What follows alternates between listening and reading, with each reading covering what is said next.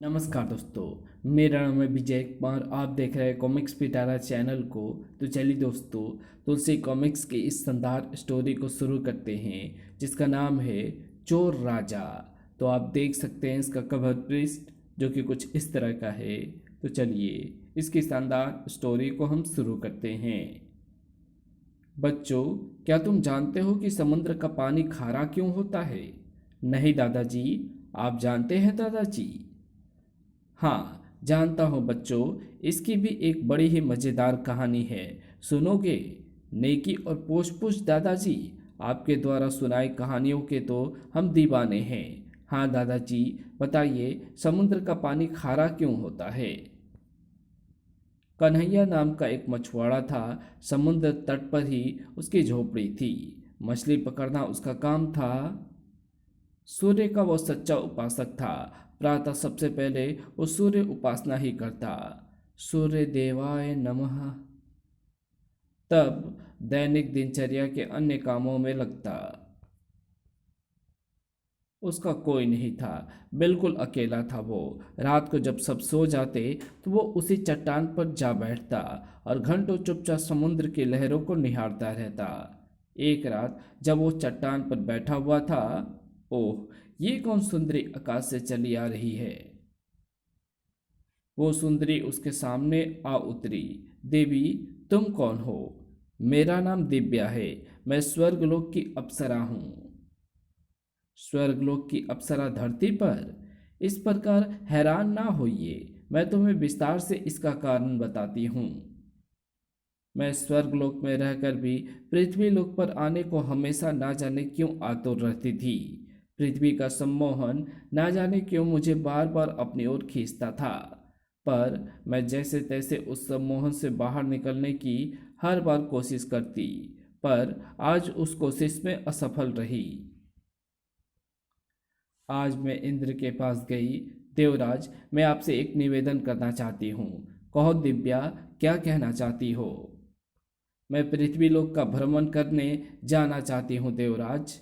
दिव्या, पृथ्वीलोक तुम जा सकती हो, पर अगर वहाँ एक बार चली गई तो वापस स्वर्गलोक लौट कर ना आ सकोगी। क्यों देवराज? ये स्वर्गलोक का नियम है, अच्छी तरह सोच लो। मैंने ये सुन कुछ देर सोचा। उसके तत्पश्चात, ठीक है देवराज, मैं पृथ्वीलोक पर से वापस स्वर्गलोक नहीं लौटूंगी। दिव्या, पृथ्वीलोक पर तुम्हें अनेक परेशानियां घेर लेंगी। मैं उन परेशानियों का हंसकर सामना करूंगी इंद्र देवराज। ठीक है, जब तुम यहाँ तक ठान चुकी हो तो मेरी ओर से कोई रोक नहीं है तुम पर। तुम सहर्ष पृथ्वीलोक जा सकती हो। तब मैंने इंद्र को अंतिम प्रणाम किया और पृथ्वीलोक को चल दी। और अब तुम्हारे सामने खड़ी हुई हूँ। तो पृथ्वीलोक का मोह तुम्हें पृथ्वी पर खींच लाया अप्सरा दिव्या। हाँ, ये बात सच है। तो कैसा लगा हमारा पृथ्वीलोक? सुंदर, अति सुंदर। अप्सरा दिव्या, बेशक हमारा पृथ्वीलोक सुंदर है, पर यहाँ की हर बात सुंदर नहीं होती। तुम जैसी जवान और सुंदर लड़की इस संसार में अकेली नहीं रह सकती है। पृथ्वीलोक के लोग तुम पर बुरी दृष्टि डालेंगे।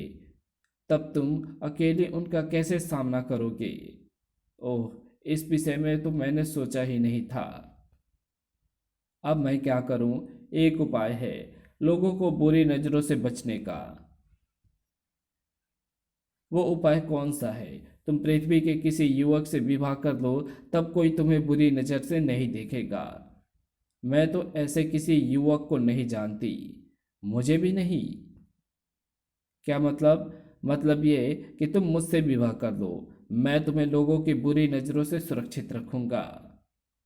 ओह, मुझे ये प्रस्ताव स्वीकार है। तो चलो मेरे साथ। कन्हैया उसे अपनी झोपड़ी में ले आया था। मैं यहीं रहता हूँ। अगले दिन बस्ती के रीति रिवाजों के अनुसार कन्हैया एवं दिव्या का विवाह हो गया। कन्हैया की बहू तो चांद का टुकड़ा है। ना जाने कहाँ से ये हीरा कन्हैया के हाथ लगा है। बहू को किसी की नज़र ना लगे। उस रात इस विवाह से तुम खुश तो हो ना दिव्या? क्यों ना खुश होंगी भला? उस रात हाथ में हाथ डाले वे बहुत देर तक समुद्र तट पर टहलते रहे। स्वर्ग में ऐसे नज़ारे कहाँ। पति के साथ साथ अब दिव्या भी सूर्य उपासना को जाती। सूर्य देवाय नमः। एक दिन, दिव्या, आज मेरी तबीयत कुछ ठीक नहीं है। पूजा को जाने का मन भी नहीं कर रहा है। आज तुम अकेली नाव लेकर चट्टान पर चली जाओ और पूजा कर वापस लौट आना। दिव्या अकेले ही नाव में बैठ चट्टान की ओर चल दी। चट्टान पर पहुंच उसने उगते सूर्य को नमस्कार किया। तत्पश्चात क्यों ना समुद्र में स्नान किया जाए। अगले ही पल वो समुद्र में गोता लगाती है। वो मछली की तरह समुद्र में तैरने लगी। आहा, कितना शीतल जल है समुद्र का। उसी समय समुद्र की लहरों पर भ्रमण करता समुद्र का राजा समुद्र देव उधर आ पहुंचा। ओह, मुझ में स्नान करने वाली ये अति सुंदरी कौन है? क्यों ना इसे समुद्र लोक ले जाकर इसे अपनी पत्नी बना लूं। उसने हवा में हाथ लहराया। लहरों, समुद्र में राह बना दो। अगले ही पल समुद्र की लहरों में एक रास्ता बन गया और अरे, लंबा रास्ता तय कर वो समुद्र तल पर जा खड़ी हुई। कौन हो तुम? मैं समुद्र लोक का राजा समुद्र देव हूँ। मैं ही तुम्हें समुद्र लोक में खींच लाया हूँ। क्यों? क्योंकि मुझे तुम्हारी सुंदरता ने अत्यंत प्रभावित कर दिया है। इसलिए मैं अब तुम्हें अपनी पत्नी बनाना चाहता हूँ। खामोश। दूसरे की पत्नी के ऊपर बुरी नजर डालते तुम्हें लज्जा नहीं आई? कौन है तुम्हारा पति? समुद्र तट के किनारे बसी मछुआरों की बस्ती में रहने वाला कन्हैया मेरा पति है। वो कन्हैया जो प्रतिदिन चट्टानों पर आकर सूर्य की उपासना किया करता था। हाँ, मैं उसी कन्हैया की पत्नी दिव्या हूँ। दिव्या, वो कंगाल भला तुम्हें क्या सुख देगा? मुझसे विवाह कर तो तुम समुद्र लोक के तमाम राज सुख आसानी से भोग सकती हो। लानत भेजती हूँ ऐसे राज सुखों पर। मैं अपने पति के साथ झोपड़ी में ही रहकर खुश हूँ। मूर्ख स्त्री, मान जा मेरा कहना, वरना वरना क्या कर लोगे तुम? वरना मैं जबरन तुम्हें अपनी पत्नी बना लूंगा। ये कह समुद्र देव उसकी ओर बढ़ने लगा।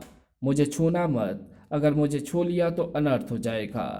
मैं उस अनर्थ का सुख भोगना चाहता हूँ दिव्या। ठीक है, तो ले भुगत दुराचारी समुद्र देव। जैसे ही समुद्र देव ने दिव्या का बड़ा हाथ पकड़ा, फटाक, वो दूर जा पड़ा। देख लिया अपनी हट का नतीजा। कौन हो तुम? मानवी। और तुम कौन हो तुम? मानवी तो तुम हो नहीं सकती। तुमने ठीक पहचाना, मैं मानवी नहीं अपितु स्वर्गलोक की अप्सरा हूँ। स्वर्गलोक की अप्सरा? मुझ में असीम शक्तियाँ हैं मूर्ख समुद्र देव। अब यदि तूने मुझे छूने की चेष्टा की तो मैं तुझे इससे भी ज़्यादा मजा चखाऊंगी। बहुत गुमान है तुझे अपनी शक्तियों पर अप्सरा दिव्या, पर तू चाहकर भी समुद्र लोक के इस माया जाल से बाहर निकलकर पृथ्वी लोक पर नहीं जा सकती। बस मुझे इसी बात का संतोष है। कुछ देर समुद्र लोक में एकांतवास काट कर तू बुरी तरह परेशान हो जाएगी और तब तू स्वयं मुझसे विवाह करने को कहेगी। ऐसा कभी नहीं होगा। मुझे भी देखना है कि तेरी हट कब तक बनी रहती है दिव्या।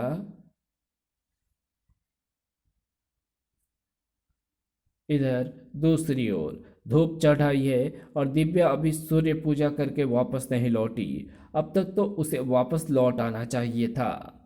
कुछ समय और बीता तो वो बुरी तरह से बेचैन हो उठा। कहीं वो किसी संकट में तो नहीं फंस गई। मुझे चलकर देखना चाहिए। वो उठा और दूसरे मछुआरा की नाव लेकर समुद्र में चल दिया। जब वो चट्टान के पास पहुंचा, दिव्या की नाव तो यहीं तैर रही है और उसका पता नहीं है यहाँ से कहाँ जा सकती है वो।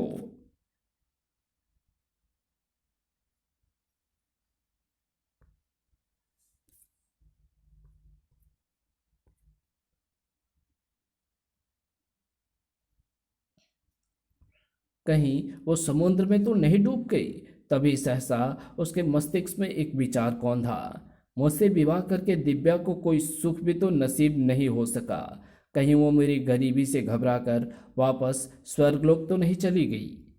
पर स्वर्गलोक कैसे जा सकती है वो। उसी ने बताया था कि स्वर्गलोक में नियम के अनुसार एक बार पृथ्वी पर आने के बाद कोई अप्सरा दोबारा स्वर्गलोक नहीं लौट सकती है। फिर कहाँ जा सकती है वो।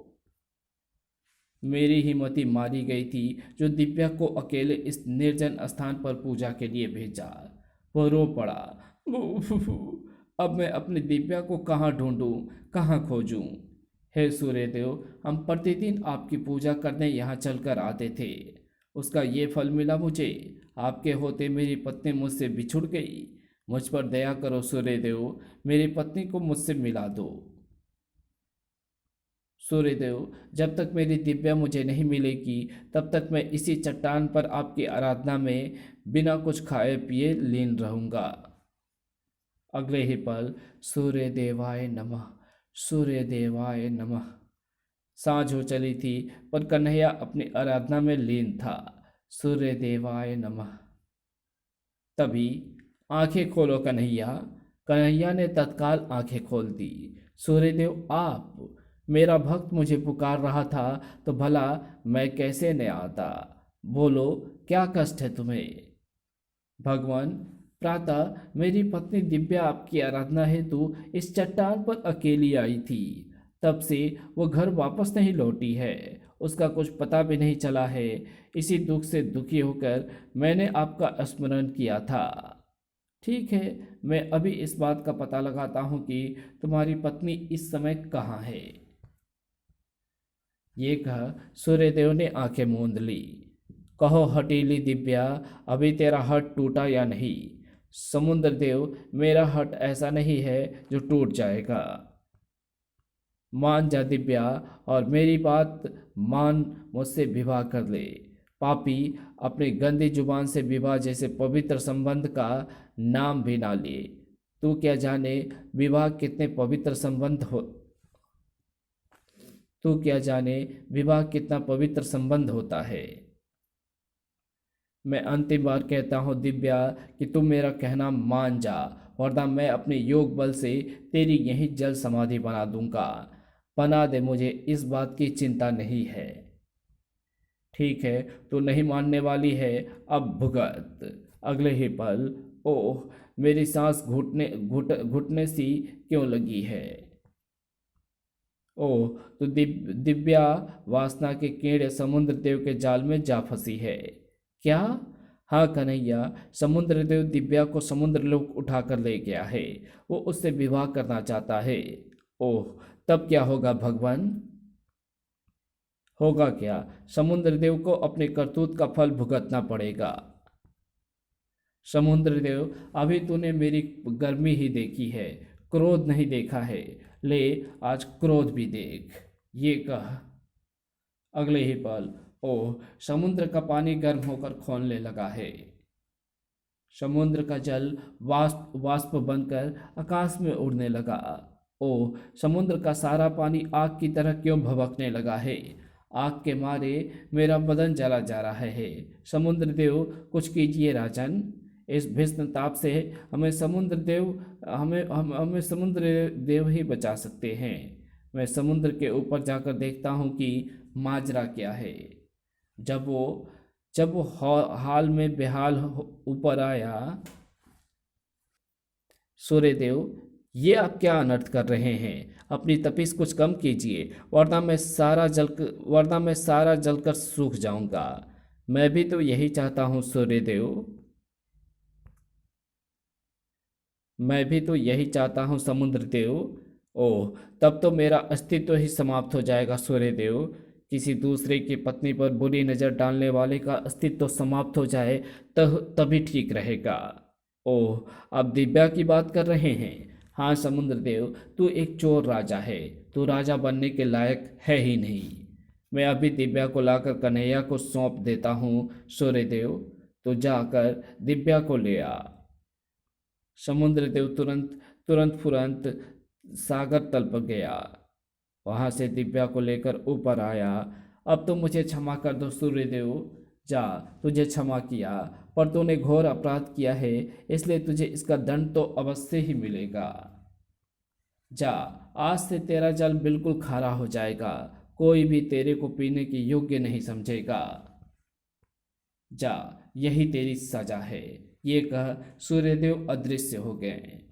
कन्हैया, मैंने तुम्हारी पत्नी पर बुरी नज़र डाली थी, इसके लिए तुम भी मुझे क्षमा कर दो। तुमने अपनी गलती मान ली, यही बहुत है समुद्र देव। अब कन्हैया और दिव्या पहले की भांति नित्य प्रति उस चट्टान पर सूर्य वंदना को आते। सूर्य देवाय नमः। बच्चों, वो दिन और आज का दिन है। तभी से समुद्र का पानी खारा चला आ रहा है। इस घटना से पहले समुद्र का पानी पीने योग्य था, पर समुद्र की एक छोटी सी गलती ने हमेशा हमेशा के लिए उसे सबक सिखा दिया। सचमुच दादाजी, समुद्र देव को सूर्य देव ने अच्छा सबक सिखाया। और इसी के साथ ये कहानी यहीं समाप्त होती है। तो आपको ये वीडियो पसंद आई हो तो इस वीडियो को लाइक शेयर कमेंट ज़रूर कर देना। चैनल पर नए हो तो चैनल को सब्सक्राइब कर ऑल नोटिफिकेशन को सिलेक्ट ज़रूर कर लेना। Thanks for watching my videos.